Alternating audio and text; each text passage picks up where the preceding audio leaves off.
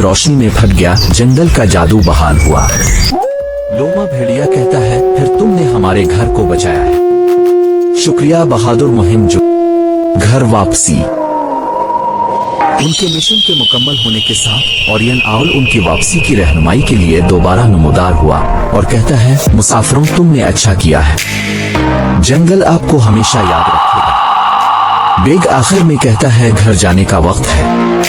Jack ने मुस्कुराते हुए कहा, यह बहुत अच्छा था, चलो फिर से करते हैं। मिया मुस्कुराते हुए कहती हैं, मुझे लगता है कि बेग हमें बताएगा कि अगले एडवेंचर का वक्त कब आएगा। जैसा कि मिया, जैक और लिली अपने ट्री हाउस में वापस बैठ गए। बेग अब खामोश है, लेकिन फिर भी हल्के से चमक रहा है। वो एक दूसरे को देखकर मुस्कुराए। वो जानते थे कि जादू का जंगल महफूज है और उनकी टीम वर्क ने इसे मुमकिन बनाया है। कौन जानता था कि कौन सी जादुई गनिये दरियाफ्त करने का इंतजार कर रही है, लेकिन इसमें कोई शक नहीं कि ये उनकी बड़ी मुहिम जोई का सिर्फ आगाज था।